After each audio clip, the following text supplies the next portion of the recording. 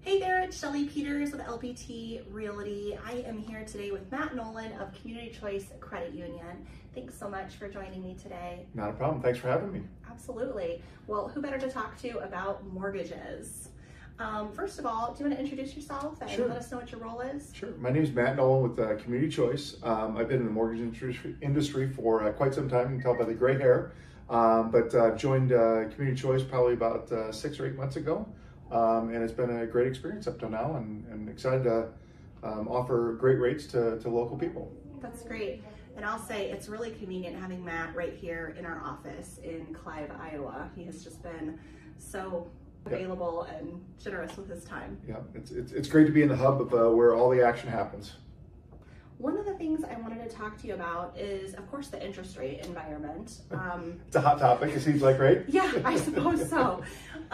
One question or just conversation that I'm involved in a lot is for those of us who maybe bought a house or refinanced when rates were in the low threes, as we think about moving into another property and financing that, sometimes it's hard to think about giving up such an attractive interest rate for, the fives that we have today, which are, put it all into perspective, are pretty decent, as you look back over the last few decades, but comparing it to a three, it can be hard to swallow. How can we think about that? Well, I get this conversation. Sometimes it happens over a couple beers, sometimes a phone call, but it's a hot topic right now, and people of my age, or at least if you own a house for a period of time, the way I kind of equate it to is, let's say you've been in your house for 10 years, you've got a lot of equity built up into that property. And I will tell you, during the COVID years, to get down to those 3%, because obviously they haven't been that way for forever. Most of the people that I refinanced back in the 2020, 21 time period, we did drop down to a 15-year mortgage. And then during that period of time, we also had I don't know if you call it hyperinflation, but we had some fairly large property growth valuations through that early 2020 time period. So when I look at it, the gap is the gap. But right now, as people continue to make payments on their 15-year mortgage, their balance continues to drop down. So I just go off assumption that somebody bought a house 10 years ago. They paid that balance down, and then we refinanced to a 15-year, and then that principal really comes off pretty fast when you're at a 15-year. So there's a lot of equity in properties right now. So I'd say there's a number of new construction options out there, let's say at the $600,000 range. But obviously, you're not financing the current rate at, let's say, upper fives or 5.5 or somewhere in that range. You're not financing the full $600,000. You're going to be able to pull that equity from the current house. So let's say you've been in the house for a while, you got $300,000 worth of equity.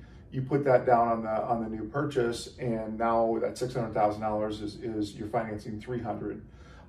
So it doesn't necessarily just make that gap disappear in the rate you're paying now, but it definitely softens the blow a little bit. And as that spread gets shorter and shorter between the mid threes to the mid fives, everyone's going to have their own different jumping off point, whether they're looking for that ranch, whether they're looking for whatever the incentive is to move.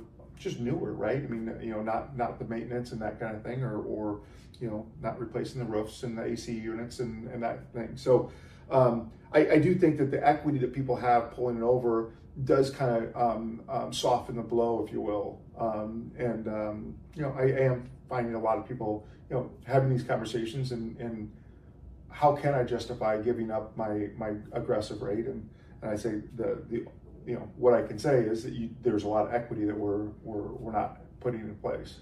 Mm-hmm. So, and then I think we had talked about this earlier as well, is that if you do have that $300,000 mortgage and you want to maybe not reset it to another 30-year mortgage, maybe you look at a 15-year mortgage. Typically you can save about 0.5% from the 30-year rate down to a 15-year rate, and you're not hitting that reset button. So it's kind of more of a mental thing as well. Yeah.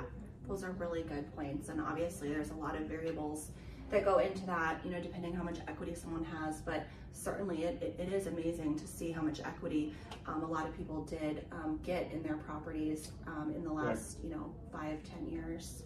Right. Yeah. It's a good time to be if you've been in your property for a while. Great. Well, thanks for that perspective. Not a problem. Thanks for having me. And of course, if any of my viewers are thinking about buying, selling, or investing in property, I'd be honored to help you out. So feel free to share this video and contact me today.